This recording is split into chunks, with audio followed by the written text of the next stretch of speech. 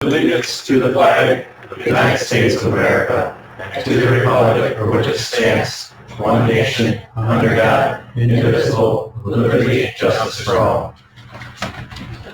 Okay. All right, we need approval of the minutes. Hopefully everybody had an opportunity to read it. Can I get a motion? So motion, got a second. Thank you. Any corrections, deletions?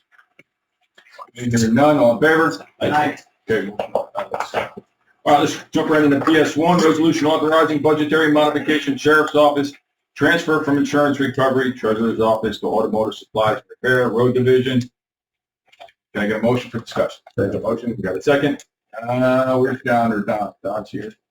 Have like just insurance, simple insurance, yeah, $9,300 for 1 foot back. Any questions on that?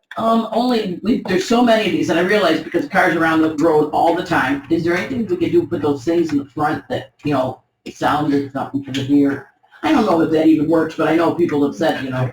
All right, just let it answer. It only works on the geese. Yeah, but that didn't work on the second one, did it? It goes two. All right, all in favor? Aye. Oh, I'm sorry. Hold on. Frank, you got a question? Just a statement. At the last meetings, Chairman, you brought up the point, asking the question about the number of these recoveries. Correct. And so it got me thinking, so that's a bad thing for you guys, I guess. Get me thinking. But what I would like to know is, can we get a list of the resolutions for, the past, I did after that was brought up at the last meeting. I asked Lieutenant Basil. Probably have it before I can get it.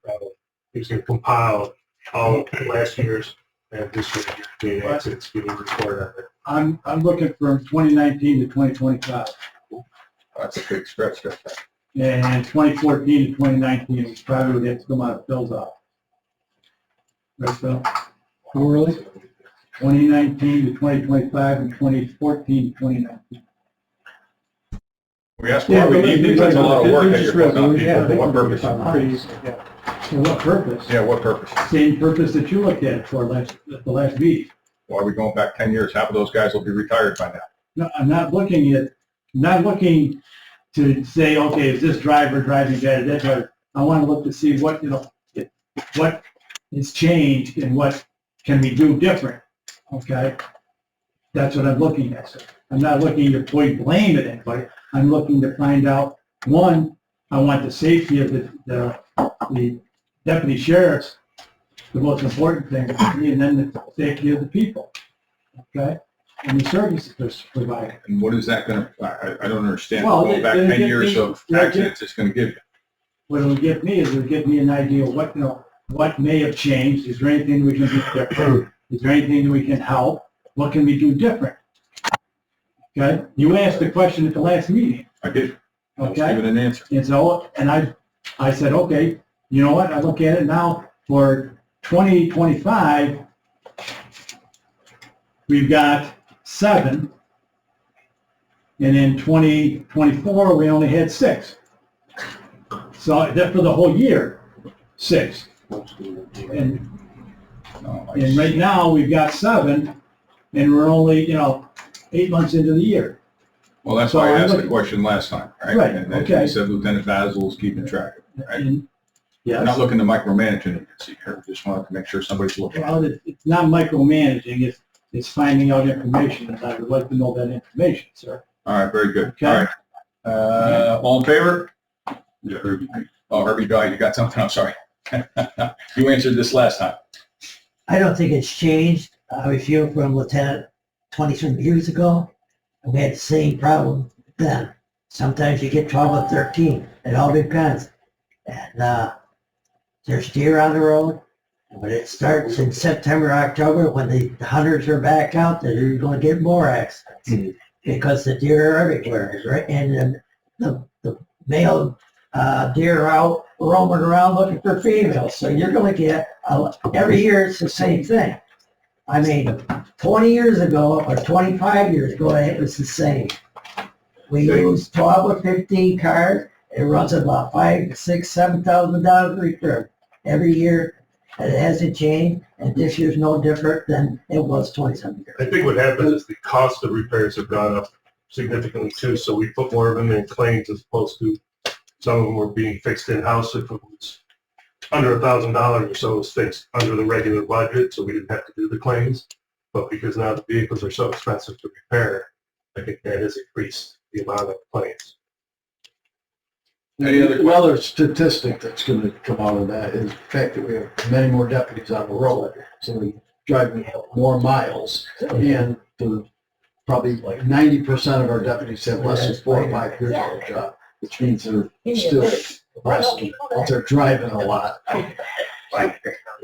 It's coming for you, Frank. Still, Bill, you still need that. Yeah, we can just get you the resolution. 2014. Yep, thank you. Okay, let's go to a vote. All in favor? Aye. Opposed? Motion carries. PS2, resolution authorizing budget modification, sheriff's office, transfer from insurance recovery, treasurer's office, to automotive supplies and repair, road division. I think this was 2 accidents, totaling about $4,000 in damage. Same thing. Can I get a motion? Second. Any discussion? All in favor? Aye. Did you have something else you want to say, Frank, other than what you said already? Your hand went up. Were you voting or you Yeah, want to say I something? got a question there, sir. Well, go ahead. Okay, As long as you acknowledge it. because it said, A little late, but I was. no, it wasn't a little late, you're a little fast, but, you know, I don't wanna slow you down, but, sorry.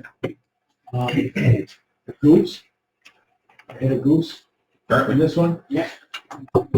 And, sorry, but goose don't jump out in front of cars real quick. Oh, Oh, they're lighting your windshield. No, they're in the road, walking along the road. But then you would Or have to unless they're repair it. flying, they fly into Then I get to a Yeah. $3,000 bill that won't flew into me. yeah. I just, you know, okay, well, we're doing good. Any other discussion? Hearing none, all in favor? Any opposed? Motion carries. PS3, resolution authorizing the creation of 2 full-time positions in E911 department. Get a motion. Get a motion, got a second. Kevin? So this is the last 2 position pieces that we've been looking forward to at the beginning of the Advanced Public Safety Project. We're ready to turn on sections of the AWARE software, which is the video and the mapping integration, AVL information, and all of that, the imagery pieces.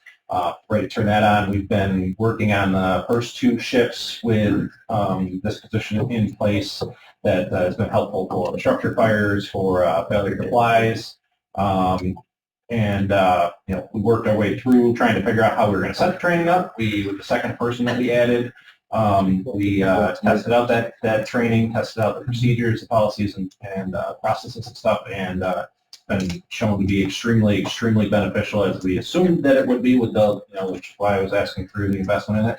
We're at a point now where we're ready to start our fall recruit academy, and in order to try and backfill for filling these 2 requested positions, we'd add 2 more people into our recruit academy this fall. That will put us in a position where by hopefully November, well, probably December, beginning of January, we'll be able to start filling those positions on all 4 shifts regularly.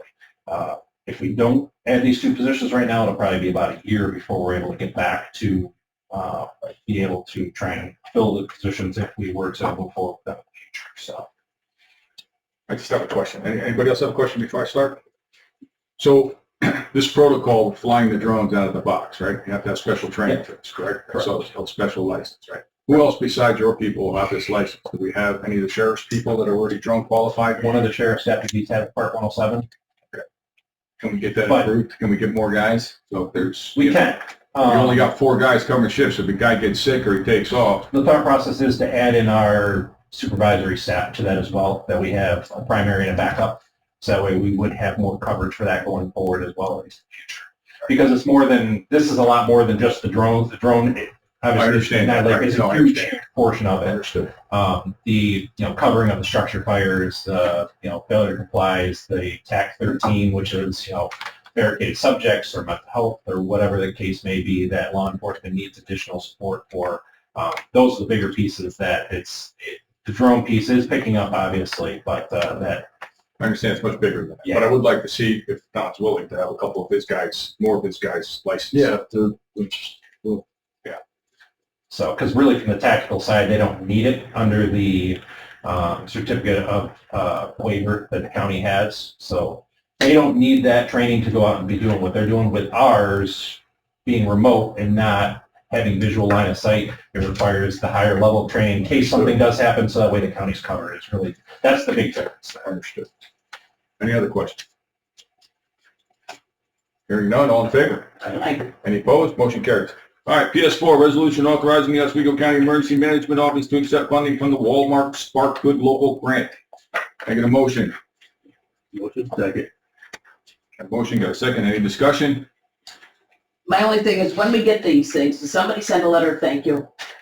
We actually do promotion for them, or we just did, the Walmart in Fulton, which was the one that actually just, donated this to us. We did a, acceptance of the check the other day after and did picture us, and Anna was there and took some pictures of it. So yes, we do, and we can use release to sign up for it. Okay, thank you. I was just thinking the acknowledgement is so, Yeah, oh, absolutely. And they do ask that we do that. Brookfield's also asked that too, so we've taken pictures and sent that to them. If they'd like to, so where they're showing initiatives.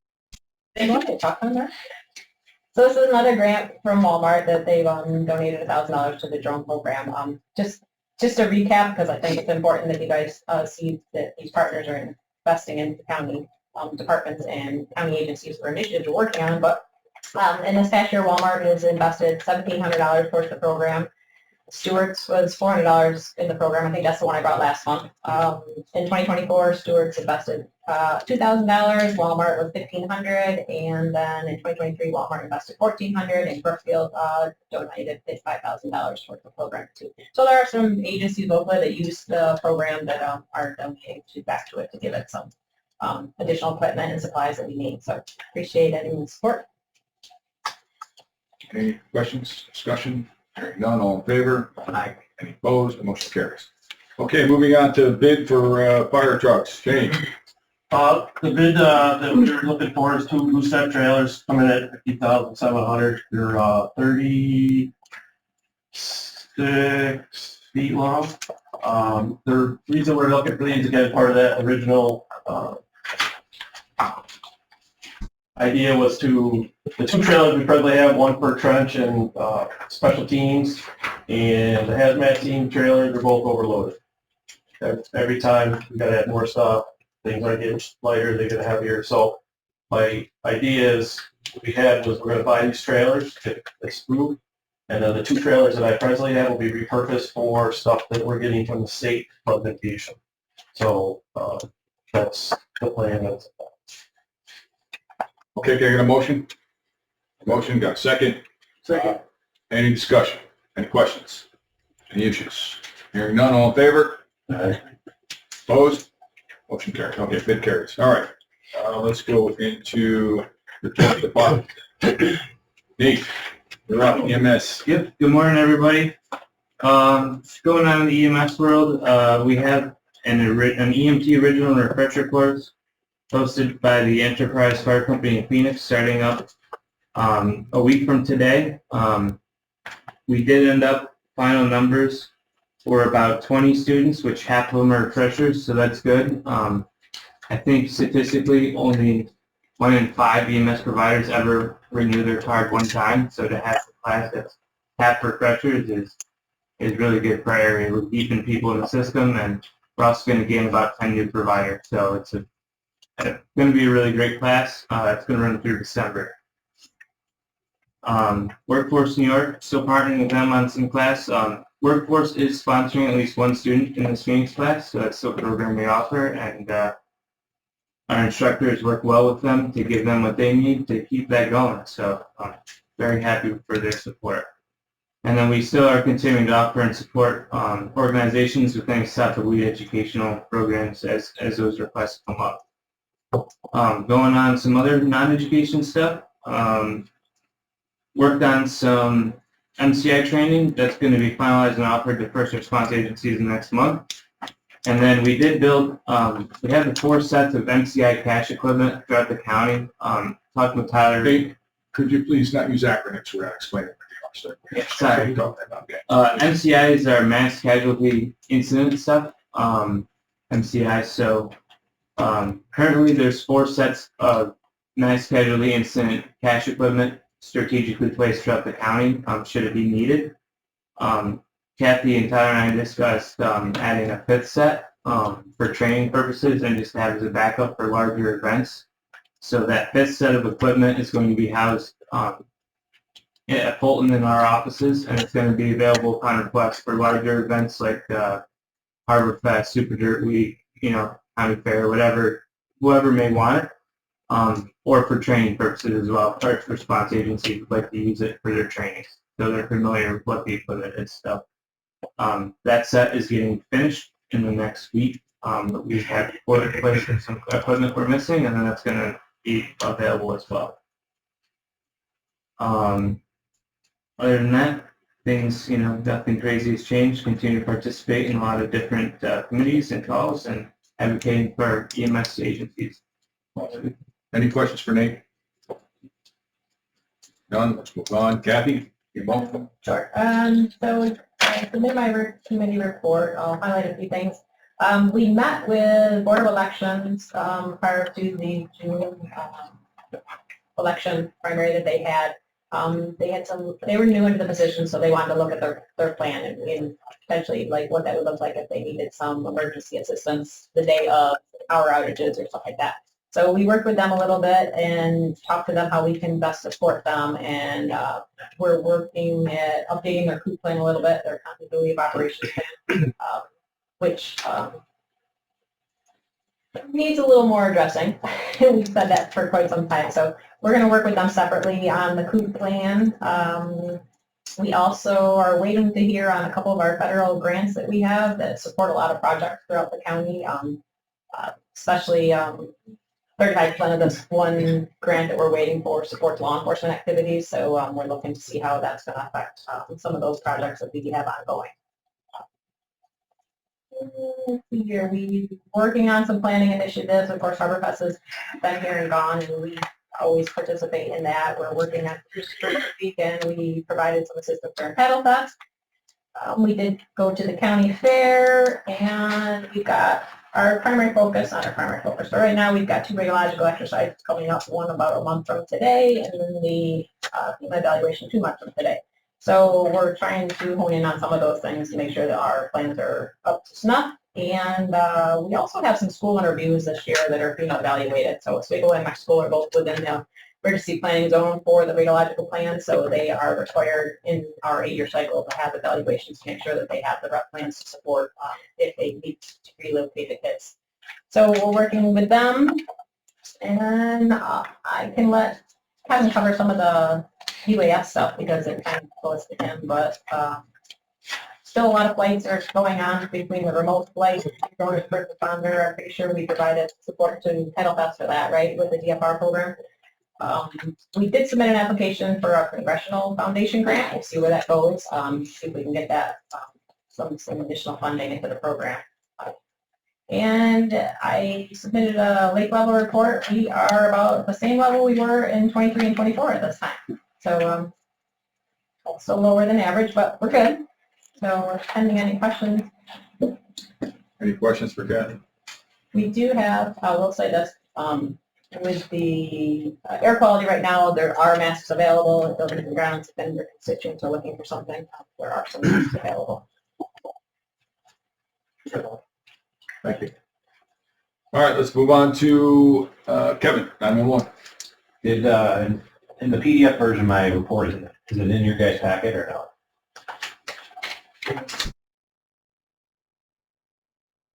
I will, call volume is pretty much remained the same. Continue to have an increase in wireless 911 calls versus 911 landlines. We actually had our first hyper reach, which is our notification method out from 911 to the public, for like barricaded subjects or emergency notifications that go out. We typically start with just landlines, and we actually had our first request for that go out the other day, that there was no landlines within a half-mile area of the incident that was going on. The report came back and said that no targets were available, so that just goes to show that more and more people continue to get rid of their landlines. So, and it wasn't because there was just cow fields around it. So, we did have 94.66% of the emergency calls answered within 15 seconds. Out of the 94 calls that call outs for the drone first responder drone in a box program, 25 of those flights were on incidents. That has increased significantly, but that was still at this point only in the city of Fulton. As far as the CSI program goes, I mentioned that our mapping project, the critical response group mapping project, is getting very, very close to being completed. We're finishing up the county buildings. All of the schools are accessible to 911 at this point, and I'm working on setting up meetings with the school districts to provide them with their versions of the imagery and get that out to the first responder agencies. And we will also be doing the same thing with the county buildings to the agencies that it makes sense to send it to. The automatic notification project for RaveLink has been kicked off, and that will integrate and automatically do notifications for things like if there's a person, with a assault with a weapon or something like that in the parking lot of a school, that we can automatically have this piece of software send out notifications to like the principal, the SRO, the superintendent, so they have a heads up that there's something going on semi-nearby, and that will be an automatic thing versus a manual process that we have to do. Mentioned the Aware project, the software with the video, and that is up and operational. We're working on an integration with the county camera still. We started having conversations about possibility of connecting into the city of Oswego to get access to theirs. We were working on the 511 cameras, which are the public-facing traffic cameras that your state DOT has on the different intersections and the highways in the county. So all of that stuff is starting to come together as we're starting to see some actual connectivity there, which is really good. The big thing in communication support is we're continuing the radio reprogramming project, which I haven't mentioned too much lately, but we're in the process of reprogramming all of the radios across the entire county, doing that with our in-house communications coordinator position, and just recently talked to Onondaga County, and they're obviously have a lot more subscribers, but if we take it to scale, us doing that project alone is saving us well over $100,000. So doing it internally versus what it would take for a vendor to do it. So I did pass along an info memo with that as well, but I didn't see that in the package there, so I will email that out. Advanced Telecommunicator we talked about. Nothing really new with NextGen 911. New York State 911 coordinators are preparing for our fall conference. We've also had some meetings recently talking about possible effects of the budget, federal budget, how that could possibly affect us. So, staff mental health. The dispatch coordinator, again, worked with the Division of Mental Health, and we are building out our peer support program with some grant funding that they had available. So 4 more of our staff are going to be sent for peer support training in the next few weeks here, and that'll help move our peer support program from a couple people into having 1 person available on each shift, as well as last week, we attended a first responder mental health symposium that was very exceptional. There was lots of good stuff that will be picked up in there. Big thing is, connectivity, networking pieces that try and get to a point where we're sharing our resources and using others' resources, which we've already had some discussions on at Central New York trying to do that, but connecting to some of the programs that are already established and out there doing what we want towards. So make sure that we're supporting our people, because they went over the first responder mental health survey that I had previously mentioned, and it just, every time you watch that, it's very, very scary with the mental health response that they got from 911 staff. So. Any questions for Kevin? Kevin, were you able to do anything or get contact with that contact that I gave you? Yes, we have had contact with them. Good. So we're starting to have discussions there. So. Yeah, that workshop was fantastic, Yep. what they were showing, and it's for everybody. So it's really good. Yes. Anything else? Hearing none? Let's move on. Mr. District Attorney, any news for us? Any updates? Nothing new other than would like to recognize a good person that we lost in Kevin Dix, who was a assistant part-time coroner, also is currently in the Village of Pulaski Police Department, had long past service with the Oswego County Sheriff's Department. So I'd like to give recognition. It was a sad day for our office. Thank you.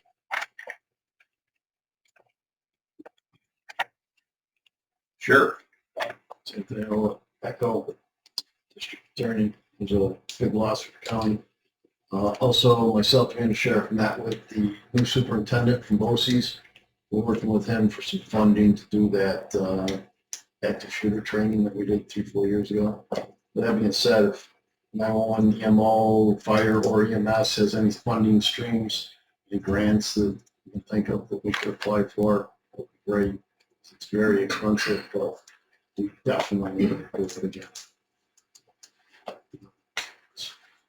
The next project, that's it. Thank you. Any questions for Sheriff? Not a question, but I would be remiss not to say that Kevin Dix was one of my constituents and a friend of ours and a fantastic community member as well as in law enforcement. It is a loss. Okay. Thank you. Dave, probation. Good morning, thanks. Just a few things. Our numbers are staying pretty stable, so that's good. We recently submitted for a couple grants. One is to continue our cognitive behavioral intervention program in the jail. Grant runs out at the end of the year, so we're waiting for that, so we can continue that. We also put in a grant to try to get body-worn cameras for our social services officers. For some reason, we're not given the grant. We're going to have to cut it into our budget, but I think it's real important that we get cameras. Basically, our people are out doing the same thing as every other law enforcement agency as far as executing warrants, unannounced visits. So it's a safety thing. I think we need to get on. So hopefully we'll get the grant, so that'll be able to support that. We got a couple officers that are going to be doing fundamentals of probation practice training up in Jefferson County. That's a required training that they have to do. All new POs have to do. It's offered around the state, but there hasn't been one as close as Jefferson County. This is a brand new program they're starting in July. So we're actually going to send it people up to help with the training. It's going to be good for the whole area, so we'll have to send people away. Cheaper too, because then they can drive and not have to stay over. So that's going to be great. We recently promoted a senior PO to a supervisor, so we'll be interviewing for a PO to be promoted to senior and then backfilling the PO position once the civil service test comes out. The list hopefully it's going to be the next month or so. So we're going to wait for the list. As far as Stop DUI, we're continuing with the high visibility engagement campaigns, which funds law enforcement to do additional patrols.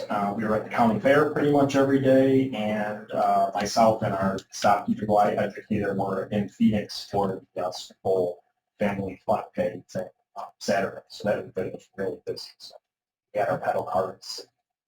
A lot. It's nice. Any questions for probation? None? Come on, fire coordinator.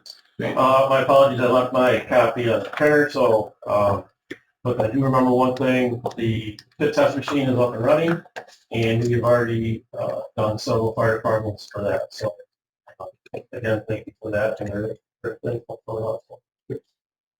Question for Shane? All right, hearing none. Aaron, search and rescue, what do you got? Yeah, just to highlight a couple things. Project Lifesaver incidents this year, we're up to 6. We had 7 all of last year. We're continuing our outreach efforts with that. Janet's been working hard scheduling presentations around the county. She gave a presentation to the New York Alzheimer's Association, which included multiple counties, and the Rural Health Network and Fulton Rotary Clubs. Next week, Monday through Thursday, each morning, our New York State Federation Canine Coordinator will be giving a presentation at the Oswego Fire Department on canines for water recovery, and Sheriff's Department sending their Marine Patrol, Oswego Fire, Forest Rangers are coming to learn more about that. And then we had 14 people that are signed up for our fall search management class. We're hoping that'll bring up the next generation of people that can help manage a search and, continue to be a resource to law enforcement for lots of missing people. Any questions? No. I noticed in your list of the type of subjects and everything that you break down, Yes. what is good intent? Somebody calls in, says somebody's missing, but they're really not, and they just couldn't tell somebody where they were going. Okay. Yeah. Okay. I was just kind of curious because all the other ones were quite, a hunter, a boater, but yeah. Thank you. Yeah. We have a demonstration? Yeah, sure. Yeah, Start with that. hi. I'm Janet Clerk, and I'm the Public Information Officer for the Search and Rescue team. I see a lot of familiar faces in the room. I invite. So, as Aaron said, we've been doing community presentations in different areas of the county.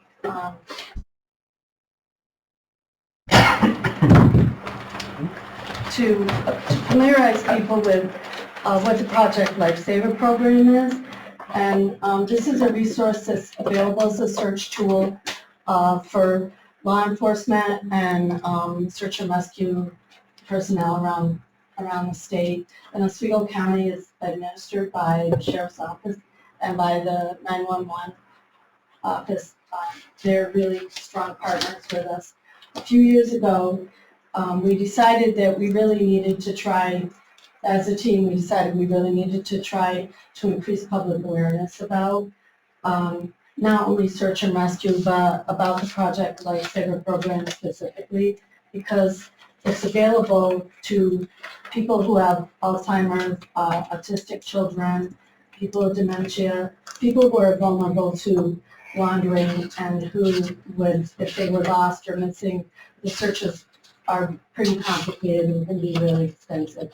So this is a program that's been available in Oswego County for about 50 years, would you say? At least 54. Yeah, since 2010. Oh, okay. Oh, yeah, 1971 up there. Okay. So our team was formed in Fulton in 1971, and it's all volunteer group. It basically came about as a result of a search in the Adirondacks in 1971 for a boy named Douglas Flagg, who was from the Baldwinsville area, and his family owned property near Newcomb, which is a really extensively wooded area in the Adirondacks. And, there were hundreds of people, both law enforcement and volunteers, that were involved in the search, and Douglas was never found. But out of that came the impetus in Fulton for a group of people who were interested in hiking and that sort of thing, try to form a search and rescue team.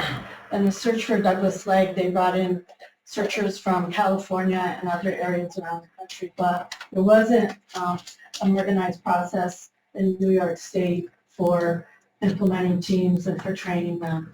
So currently we have 39 members and we have 2 certified canines. Most of our members live in Oswego County, some live in other areas.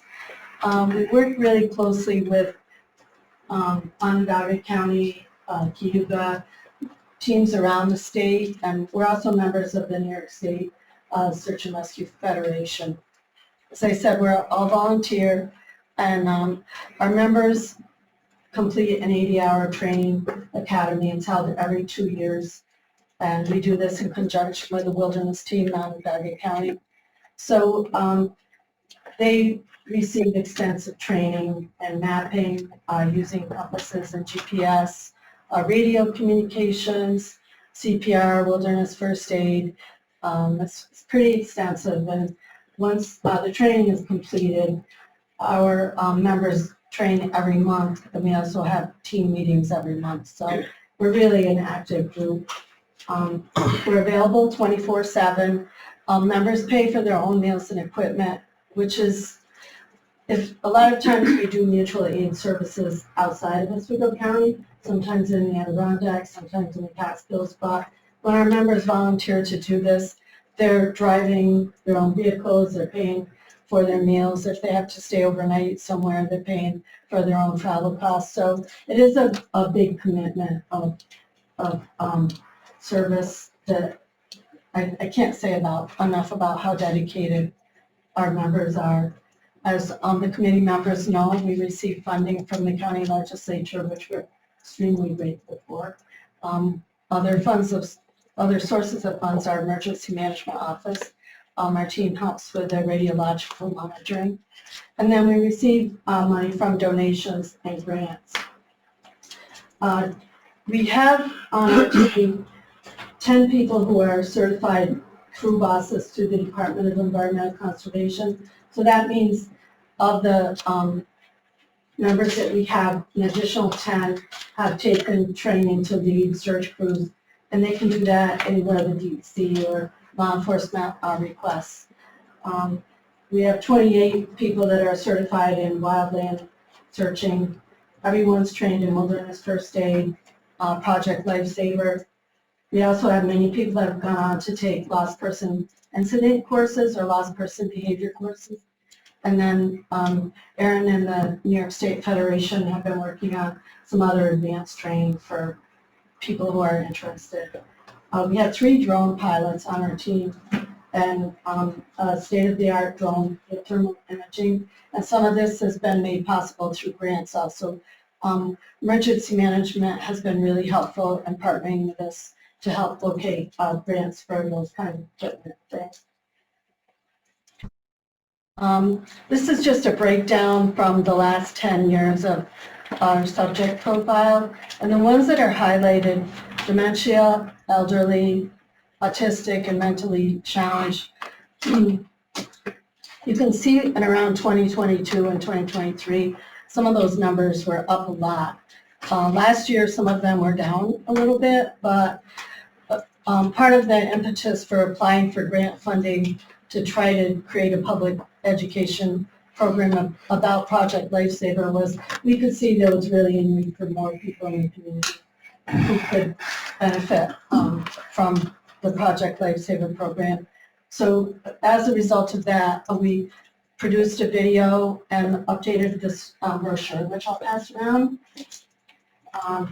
The video is housed on the county government YouTube channel, and we'll play that in just a few minutes. We've acquired grant funding from several different sources for that.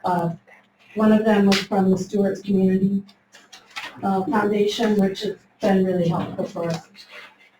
The Shannon Foundation, Oswego County Community Foundation, Pathfinder Bank, Public Savings Banks, and Brookfield Power all help promote or help provide us funding to produce a video and the brochure. And we worked with Steve Chirillo in Fulton to oversee the video and brochure production. We also had really good support from Mitchell Speedway Press, and Oswego has always been really helpful in giving us good quotes for printing and different projects we've been working on. So Project Lifesaver, well, what is that? It's a tool that uses radio frequencies to help locate people who have cognitive disorders. And it's been proven to be 100% successful when it's used properly. As I said, in Oswego County, we partnered with the Sheriff's Office, 911, and other local law enforcement agencies. The Sheriff's Office coordinates with all the other law enforcement agencies in the county, so they've been really proactive about making sure there's training held, that they have the proper equipment that they need, and they also go out, as I'll explain a little bit more, but they visit the Project Lifesaver clients in their homes so that the clients are familiar with law enforcement, are feeling comfortable with having someone come out and check the equipment and have someone be present on the search. Project Lifesaver was developed in 1999 And it's used internationally now. If you were in, say, in St. Lawrence County and you were looking for a Project Lifesaver client, Kingston, Ontario could come up as one of the partners that could assist in the search. So the way it works is each client receives a wristband or an ankle bracelet, and each bracelet has a unique radio frequency assigned to it, and it emits a tracking signal 24/7. When the client is reported missing, 911 will activate search and rescue and law enforcement to start a search, to conduct a search. And then trained searchers go out in the field to track the subject. And as I said, all of our team members and all the Oswego County law enforcement agents have someone in their unit that knows how to use Project Lifesaver. So we're really, really fortunate in this county that it's available throughout the county. The benefits are, it provides peace of mind for the family and the caregivers, and it also helps the searches be a lot more efficient because we have a way of tracking the subject. Whereas if it's a person that's prone to wandering, you don't know exactly where they were headed. They could be gone a while before somebody reports it. We've had examples in the county of people who fit the profile to be a Project Lifesaver client who were not enrolled in the program. The searches weren't successful, and we had a woman from the Fulton area, a very sad case a few years ago where she wasn't found. Months later, her body was found. We also had a case on the 4th of July when it was a really hot and humid day, kind of like the weather's been recently. And a person in eastern part of the county, women who had a diagnosis of dementia, started out on a bike ride. They knew what road she was on, but they didn't know where she was going to end up. She did eventually turn up at home, but that was a really challenging situation because she could have ended up in a ditch or on a trail in the woods, or I mean, the possibilities are pretty endless as to what could have happened to her. So when a person is reported missing, a lot of times 911 or law enforcement or our team will follow up with the family and encourage them to enroll in the program. They'll give them information and a brochure about how Project Lifesaver works and instructions on how they can enroll.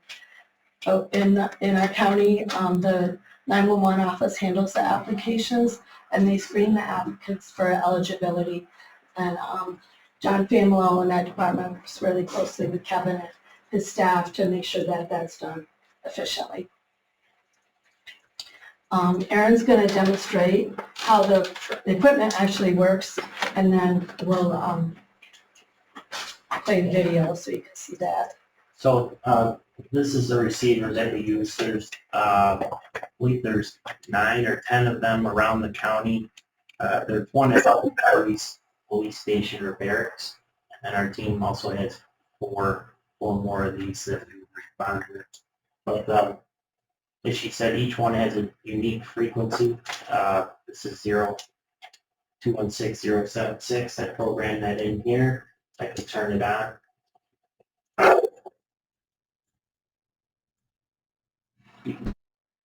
Big noise, 360 degree sweep to figure out which direction that we can hear that signal, and then as we get closer, we can turn down the gain and it directs us right into to the person. What's the range on it? So this is 2 miles with this antenna. We have a car top antenna that's 1/4 mile, but obviously we can cover a lot more ground with the car. And then Air One, they have one of these up in the air, and that will cover up to 9 miles. So yeah, they're actually working on a drone adapter as well that'll configure to some of the couple of drones that we currently have that will increase that to about 6 or 7. Yeah. Any questions? So this is kind of a short video that it really illustrates the partnership between sheriffs, 911, the other law enforcement and public safety agencies. And we've been using this in our presentations. It's pretty short. I'll try not to take too much time. As I said, this takes place on the county government YouTube channel.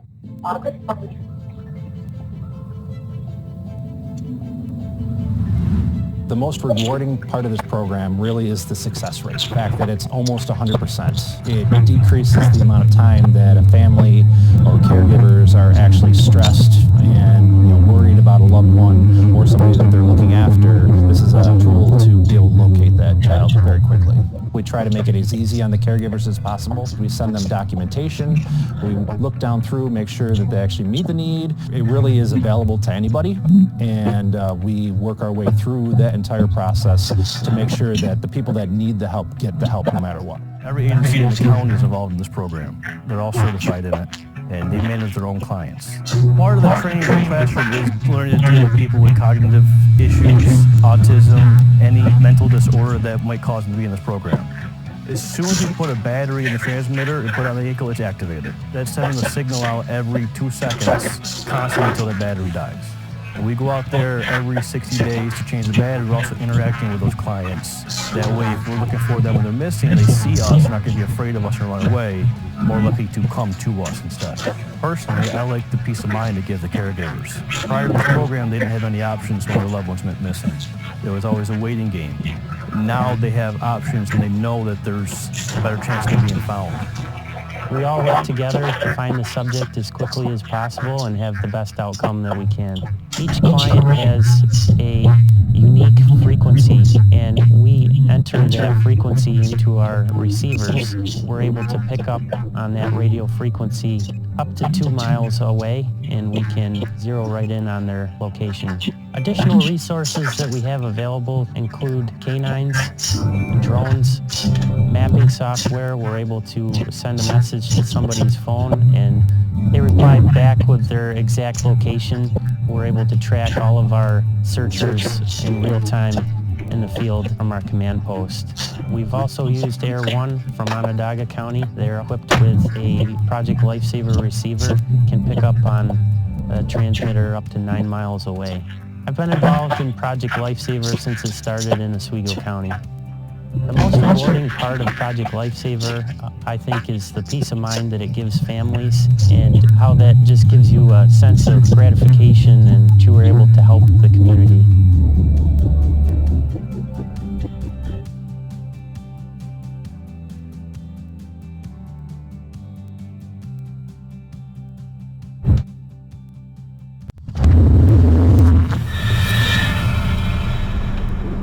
Nice video.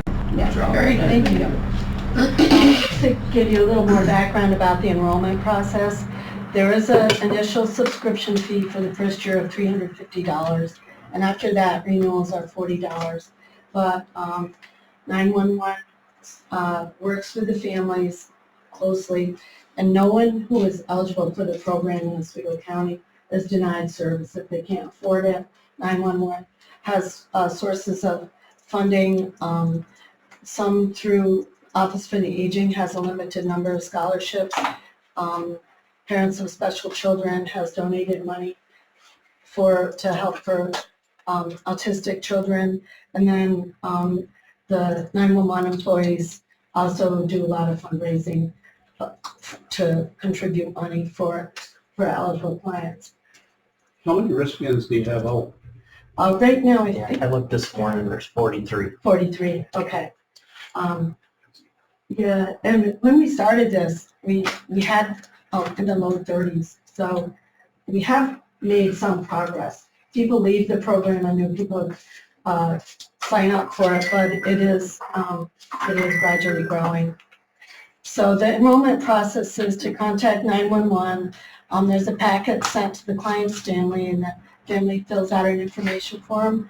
They sign an agreement with the family and the county, and then someone from the Project Lifesaver team, either law enforcement or another volunteer or another employee, will go out and get a digital photo of the client and meet the family so they know what the expectations are. Just to try to do that as quickly as possible, that right along. Are we marketing this to people? I mean, do the people who need this, do they get this information? Would it be helpful to them?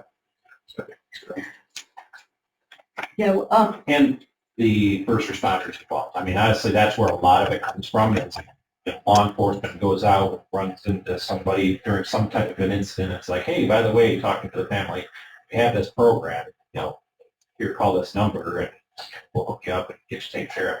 There's a lot of that. yeah, most of the referrals either come from law enforcement or caseworkers. We've made over about 1,500 brochures now available to city BOCES, and they're distributed to the special education families and to the faculty of special education throughout the school districts. Oswego Health, the County Health Department, Health for the Aging. There's many different agencies, not just in the county, but at Social New York, that have been helping us to promote it on Public Media. That's basically how it's working. And then I put this in there because a lot of civic groups have asked how to support Project Lifesaver directly, and we've had some nice donations come out from the presentations just in the last couple of months.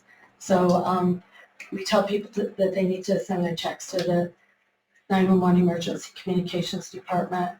And then we also make it clear that our team is distributing information and educating the public, but we are not the lead agency. The Sheriff's Office and 911 are the lead agencies in the county. Any questions? Great. Excellent. Very good. Thank you on behalf of our team to the committee for all your support over the years. All right, hearing, looking for the appropriate motion at this point. Sure. Thanks, everybody. Great job. Nate, when we standing behind you, I was thinking of a scene of Star Trek, and I was thinking it was going to end all. We're in the wrong color. Right.